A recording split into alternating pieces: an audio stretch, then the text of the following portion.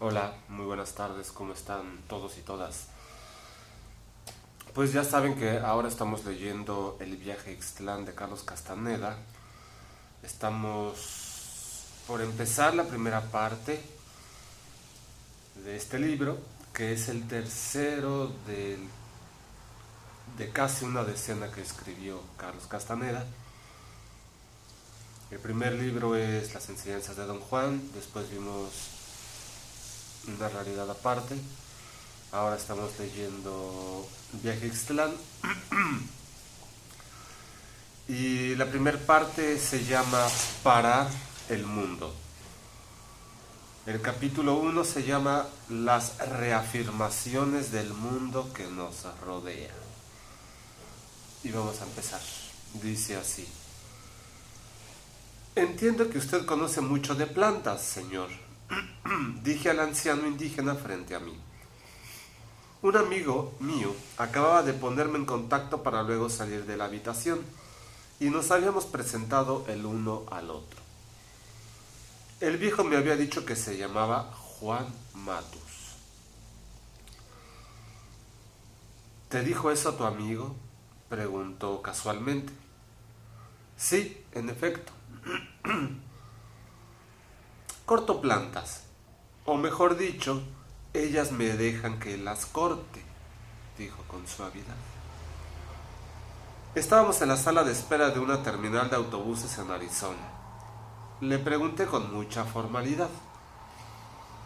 ¿Me permitiría el caballero hacerle unas preguntas? Me miró inquisitivamente. Soy un caballero, sin caballo, dijo, con una gran sonrisa y luego añadió. Ya te dije que mi nombre es Juan Matus. Me gustó su sonrisa. Pensé que obviamente era un hombre capaz de apreciar la franqueza y decidí lanzarle con audacia una petición. Le dije que me interesaba reunir y estudiar plantas medicinales. Dije que mi interés especial eran los usos del cacto alucinógeno llamado peyote, que yo había estudiado con detalle en la Universidad de Los Ángeles. Mi presentación pareció muy seria.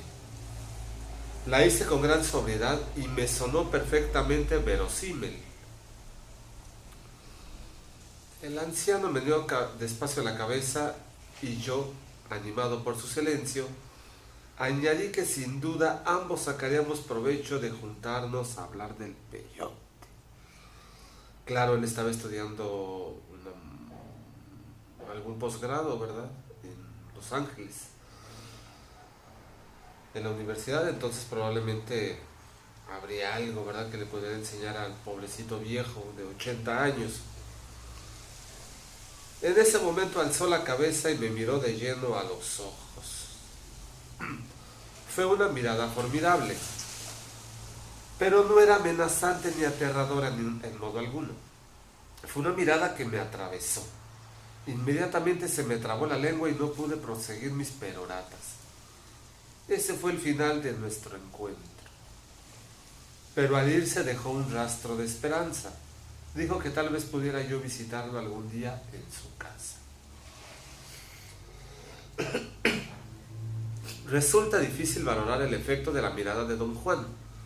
¿Se acuerdan de esa miradita? En todos los libros la mencionan. Por lo menos en los primeros dos. Y en este tercero habla de la mirada de Don Juan.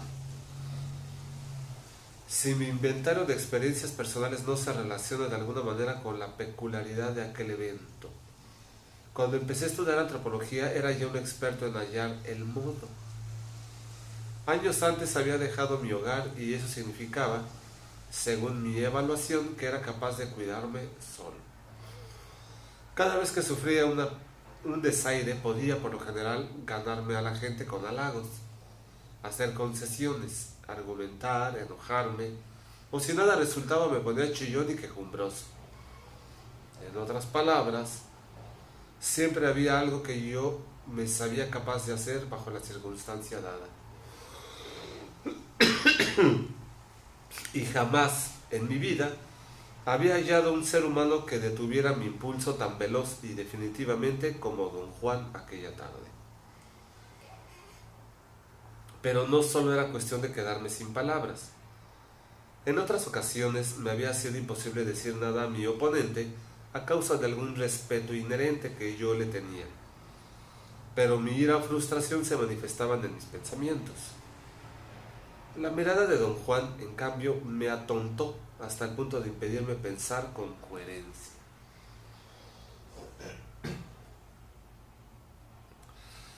Aquella mirada estupenda me llenó de curiosidad y decidí buscarlo. Me preparé durante 6 meses. Tras ese primer encuentro, leyendo sobre los usos del peyote entre los indios americanos, y especialmente sobre el culto del peyote entre los indios de la planicie, me familiaricé con todas las obras a mi disposición y cuando me sentí preparado, regresé a Arizona.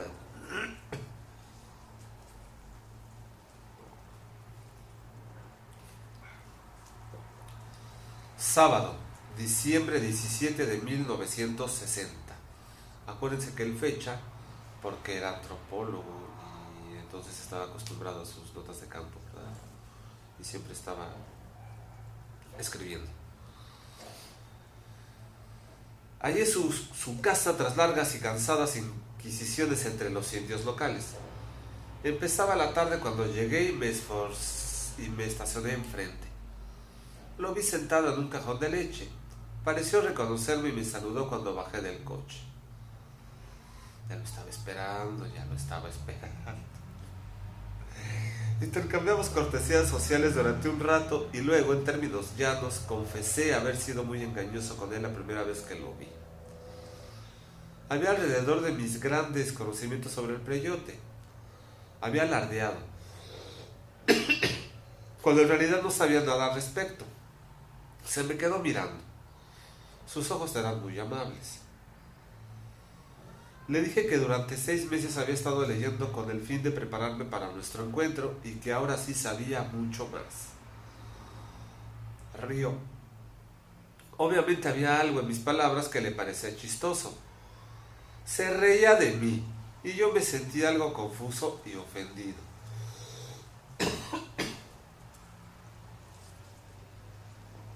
Claro, primero te confunden, ¿no? Se están riendo de mí e inmediatamente después, ¿verdad? El ego, nuestra importancia personal se ofende.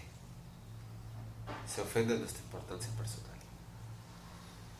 Pareció notar mi desazón y me aseguró que, pese a mis buenas intenciones, no había en realidad ningún modo de prepararme para nuestro encuentro. No hay forma de prepararte para el encuentro. Me pregunté si sería conveniente preguntarle si esa frase tenía algún sentido oculto, pero no lo hice. Sin embargo, él parecía estar a todo con mi sentir y procedió a explicar a qué se refería.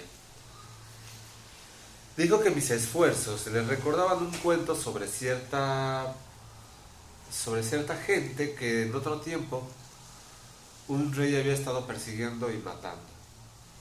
Dijo que del cuento los perseguidores solo se distinguían de los perseguidores en que los primeros insistían en pronunciar ciertas palabras de un modo peculiar, propio solamente de ellos. Esa falla, por supuesto, delataba a los que eran del otro lado. El rey cerró los caminos en puntos críticos, donde un oficial pedía a todos los que pasaban pronunciar una palabra clave. Quienes la pronunciaban igual que el rey conservaban la vida, pero quienes no podían eran muertos en el acto. El meollo del cuento es que cierto día un joven decidió prepararse para pasar la barrera, aprendiendo a pronunciar la palabra de prueba en la forma en la que el rey le gustaba. Don Juan dijo con ancha sonrisa que de hecho el joven había tardado 6 meses en aprenderse la pronunciación y luego vino el día de la gran prueba. El joven, con mucha confianza, se acercó a la barrera y esperó que el oficial le pidiera pronunciar la palabra.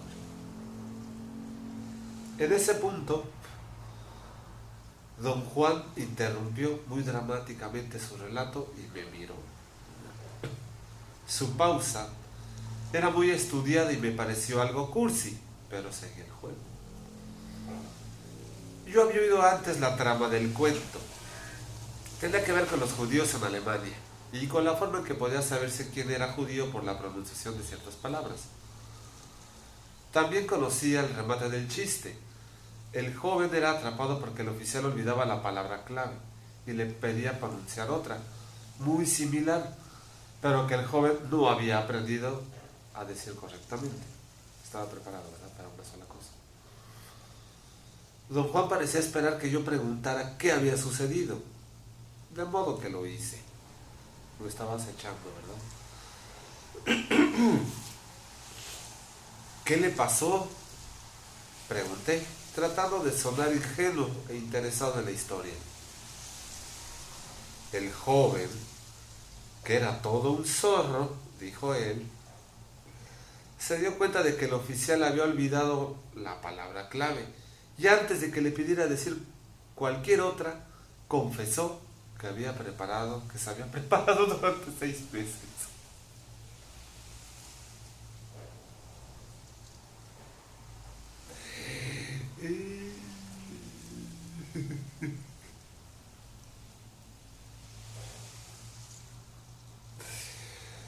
Botaneándoselo, ¿verdad? Todo el tiempo, pinche don Juan. Hizo otra pausa y me miró con un brillo malicioso en los ojos.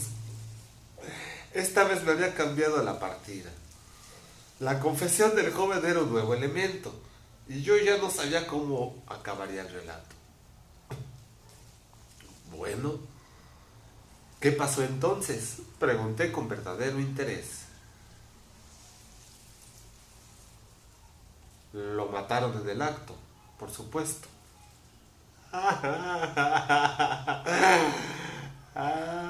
Y entonces don Juan se rió, ¿verdad? Me gustó mucho la forma en que había atrapado mi interés. Sobre todo, me agradó cómo había ligado el cuento con mi propio caso. De hecho, parecía haberlo construido a mi medida. Se burlaba de mí con mucho arte y sutileza. Pinche don Juan. ¿Y qué le quedó a Carlos? Pues reírse con él, ¿verdad? También se rió. Después le dije que, por más estupideces que yo dijera, me interesaba realmente aprender algo sobre las plantas. A mí me gusta caminar mucho, dijo. Pensé que cambiaba deliberadamente el tema de la conversación para evitar responderme. No quise antagonizarlo con mi insistencia. Me preguntó si me gustaría acompañarlo a una corta caminata por el desierto. Le dije con entusiasmo que me encantaría caminar en el desierto. Esto no es un paseo de campo, dijo en tono de advertencia. Contesté que tenía deseos muy serios de trabajar con él. Dije que necesitaba información, cualquier tipo de información, sobre los usos de las hierbas medicinales, y que estaba dispuesto a pagarle su tiempo y su esfuerzo. Estaría usted trabajando para mí y le pagaré un sueldo.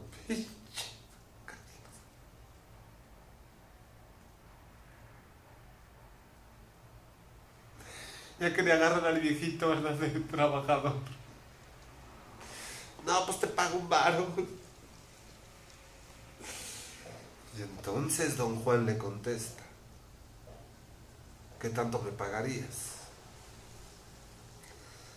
Detecté en su voz un matiz de codicia. Claro, era un viejo de pueblo. Lo que a usted le parezca apropiado, dije. Págame mi tiempo.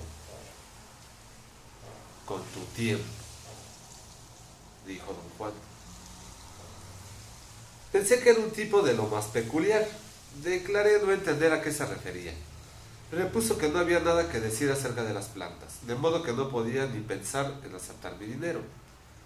Y me miró penetrantemente. ¿Qué haces en tu bolsillo?, preguntó, frunciendo el cejo. ¿Estás jugando con tu pito? Se refería a que yo tomaba notas en un cuaderno diminuto dentro de los enormes bolsillos de mi rompevientos. Cuando le dije lo que hacía, rió de buena gana. Expliqué que no deseaba molestarlo escribiendo frente a él. Si quieres escribir, escribe, dijo. No me molestas. Caminamos por el desierto en torno hasta que casi era de noche. No me mostró ninguna planta ni habló de ellas para nada. Nos detuvimos en un momento a descansar junto a uno de los arbustos grandes. Las plantas son cosas muy peculiares, dijo sin mirarme. Están vivas y sienten. En el momento mismo en el que hizo tal afirmación, una fuerte racha de viento sacudió el chaparral desértico a nuestro derredor. Los arbustos produjeron un ruido crujiente. ¿Oyes?, me preguntó, poniéndose la mano izquierda junto a la oreja como para escuchar mejor. Las hojas y el viento están de acuerdo conmigo, dijo don Juan. Reí. El amigo que nos puso en contacto ya me había advertido que tuviera cuidado porque el viejo era muy excéntrico. Pensé que el acuerdo con las hojas era una de esas excentricidades. Caminamos un rato más, pero siguió sin mostrarme plantas y tampoco cortó ninguna. Simplemente caminaba con vivacidad entre los arbustos, tocándolos suavemente. Luego se detuvo para sentarse en una roca y me dijo que descansara y mirase alrededor. Insistí en hablar. Una vez más le hice saber que tenía muchos deseos de aprender cosas de las plantas, especialmente del peyote. Le supliqué que se convirtiera en informante mío a cambio de alguna recompensa monetaria. No tienes que pagarme, dijo. Puedes preguntarme lo que quieras. Te diré lo que sé y luego te diré qué se puede hacer con eso. Me preguntó si estaba de acuerdo con el arreglo y yo me hallaba deleitado. Luego añadió una frase críptica. A lo mejor no hay nada que aprender de las plantas, porque no hay nada que decir de ellas. No comprendí lo que había dicho, y a qué se refería. ¿Cómo dice usted?, pregunté. Repitió su afirmación 3 veces y luego toda la zona se estremeció con el rugido de un aeroplano de la Fuerza Aérea que pasó volando bajo. Ya ves, el mundo está de acuerdo conmigo, dijo llevándose la mano izquierda al oído. Me resultaba muy divertido, su risa era contagiosa. ¿Es usted de Arizona, don Juan?, pregunté, en un esfuerzo por mantener la conversación centrada en la posibilidad de que fuera mi informante. Me miró y asintió con la cabeza. Sus ojos parecían fatigados, se veía el blanco debajo de las pupilas. ¿Nació usted en esta localidad?, asintió nuevamente sin responder. Parecía un gesto afirmativo, pero también el asentimiento nervioso de alguien que estaba pensando. ¿Y tú de dónde eres?, preguntó. Vengo de Sudamérica, dije. Es grande ese sitio. ¿Vienes de todo él? Sus ojos me miraban, penetrantes de nuevo. Empecé a explicar las circunstancias de mi nacimiento, pero me interrumpió. En esto nos parecemos, dijo. Yo ahora vivo aquí, pero en realidad soy un yaqui de Sonora. No me diga, yo soy de... Y no me dejó terminar. Ya sé. Dijo, tú eres quien eres, de dónde eres, igual que yo soy un yaqui de Sonora. Sus ojos relucían y su risa era extremadamente inquietante.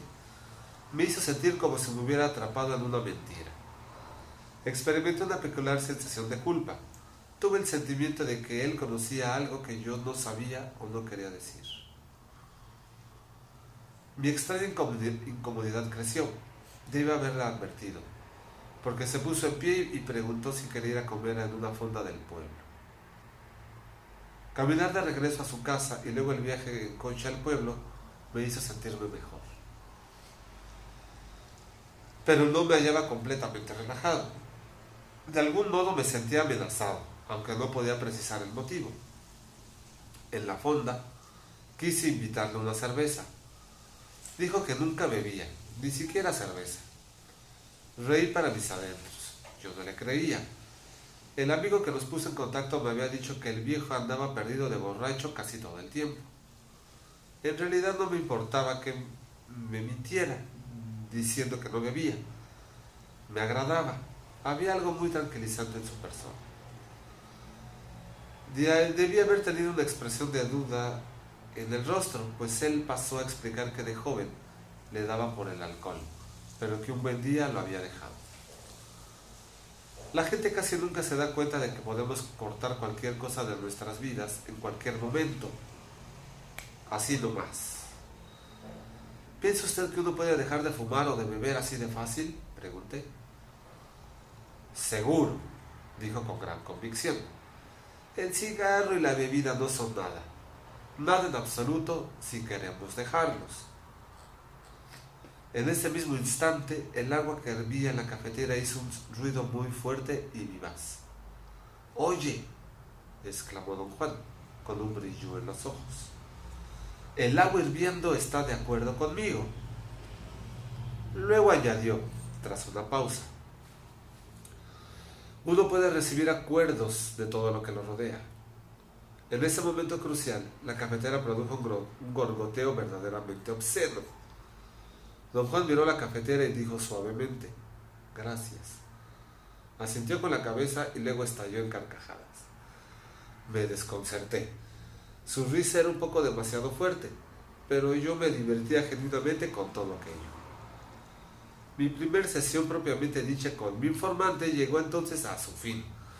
Se despidió en la puerta de la fonda y le dije que tenía que visitar a unos amigos y que me gustaría verlo de nuevo a fines de la semana siguiente.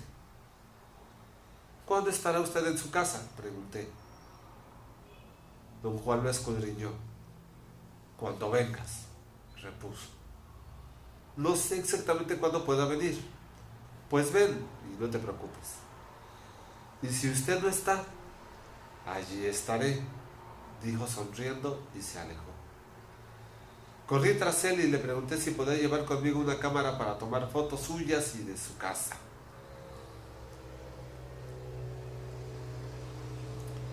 «Eso está fuera de toda cuestión», dijo con el entrecejo fruncido. «¿Y una grabadora le molestaría?»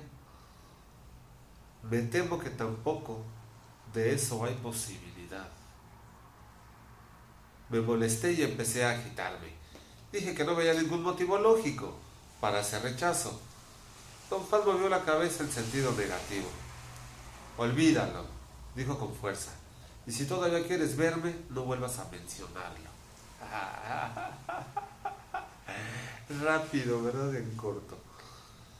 Presenté una débil queja final. Dije que todas las fotos y las grabaciones eran indispensables para mi trabajo. Él respondió que solo una cosa era indispensable para todo lo que hacíamos. La llamó espíritu. «No se puede prescindir del espíritu», dijo, «y tú no lo tienes. Preocúpate de eso y no de tus fotos. Pero a que no te olvides de volver». Don Juan lo interrumpió con suavidad y agitó la mano para despedirse. Así es. Aquí acaba el primer capítulo. Y de todo esto, ¿qué es lo que nos está diciendo don Juan? Necesitamos el espíritu, necesitamos tener espíritu. Y no lo tenemos. Todo es indispensable en la vida, excepto nuestro espíritu. Y vivimos sin espíritu porque vivimos como máquinas. Vivimos tan mecánicos, tan robotizados, tan sumergidos en esta dinámica en la que nos metimos desde que nacimos, sin darnos cuenta, ¿verdad? Solamente nos sucede esta mecánica, esta rutina, esta forma de ver y de pensar la vida. Entonces espíritu es renovar esa posibilidad de estar aquí, la posibilidad de recordarte a ti mismo, de saber de ti. Entonces sí, podemos prescindir de todo lo que tú quieras, de todo lo que amas, de todas tus pertenencias, de todas tus propiedades, de lo que decía en el Kybalión, el mí, todo lo que es tu extensión, que no eres tú. Eso es prescindible, aunque sean herramientas y nos sirva, es prescindible. Podemos prescindir del teléfono, podemos prescindir incluso de un trabajo formal, podemos prescindir de un coche, podemos prescindir de ciertas cosas, pero no podemos prescindir de nuestro espíritu, porque sin él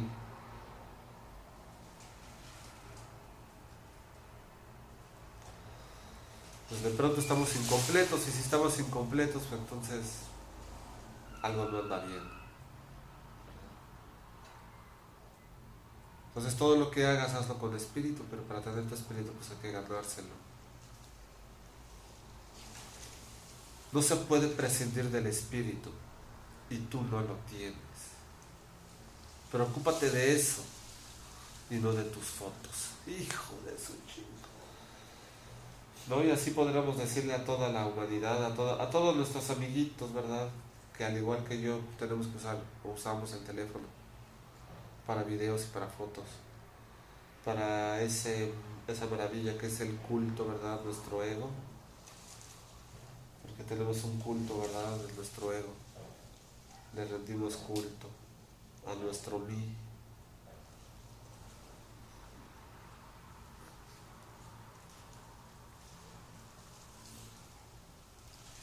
Hay que olvidarnos de eso, ¿verdad? Estamos tomando fotos todo el tiempo.